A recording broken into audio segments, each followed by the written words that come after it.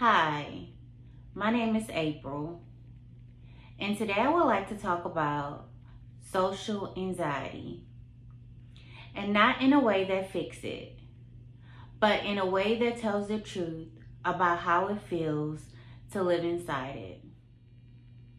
If you're listening to this and you felt overwhelmed by people, by noise, by expectations of being seen, I want you to know that you're not alone in this. This is my story. In some quiet ways, it might be yours too. For a long time, I didn't have words for social anxiety. I just knew that being around people felt loud, not always in sound, but in sensation. It felt like my body noticed everything: where to stand, what to say, how long to make eye contact, whether I was smiling enough, whether I was smiling too much. I remember feeling like I was watching myself from the outside, monitoring, adjusting, correcting, not because I wanted attention, but because I was trying to avoid it. And after conversations, even normal ones, I would replay everything: what I said, what I didn't say, how I sounded, how I came across. It was exhausting.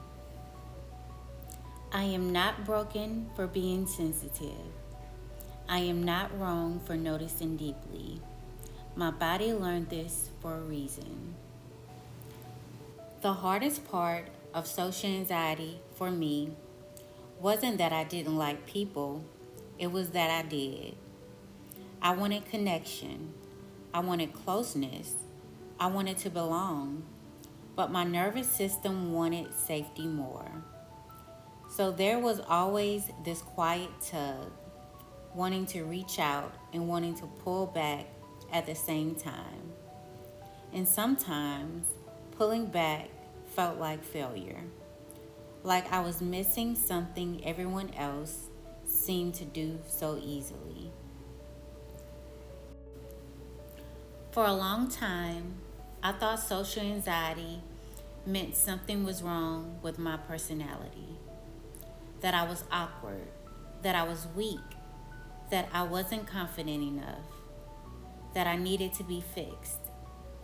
But what I slowly learned and what changed everything is that social anxiety isn't a character flaw.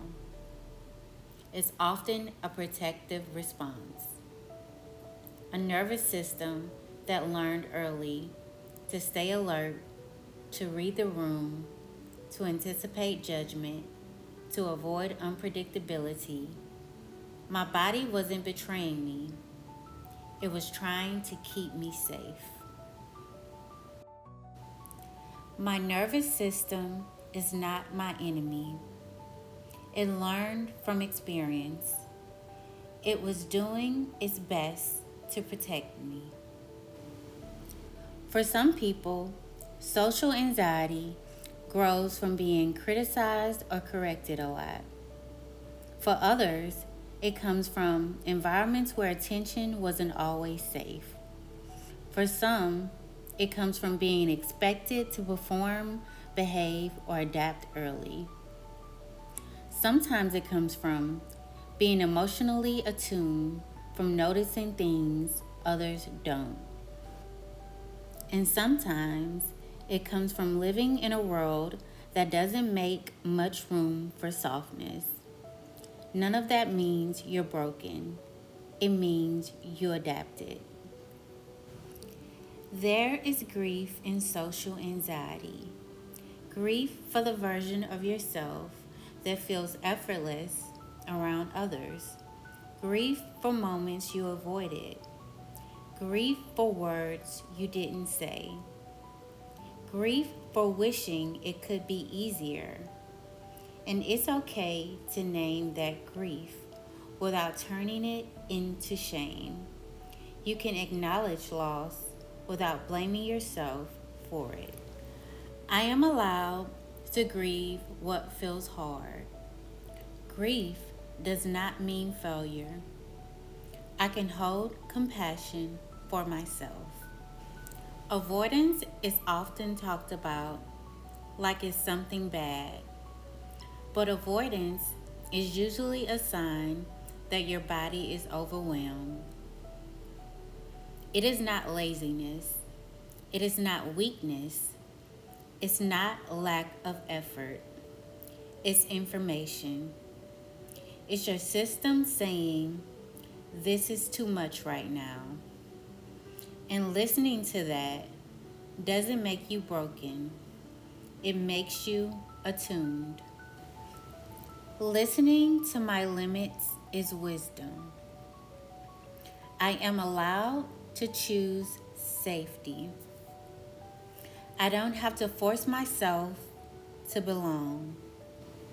One of the most freeing things I've learned is this: you don't have to completely overcome social anxiety to live a meaningful life.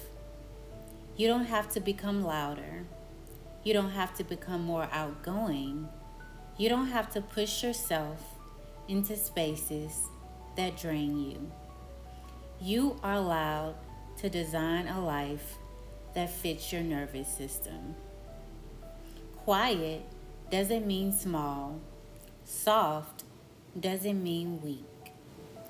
I am allowed to move through the world gently. I don't need to perform to be worthy. I belong in my own way. When I stopped trying to fix myself, something softened. I stopped asking, what's wrong with me? And I started asking, what do I need? That question changed everything. Because self-acceptance doesn't erase anxiety, it loosens its grip. I can meet myself where I am. I don't need to be different to be loved.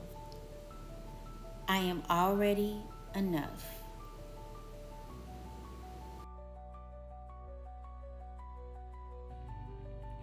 If you've lived with social anxiety, I want you to hear this.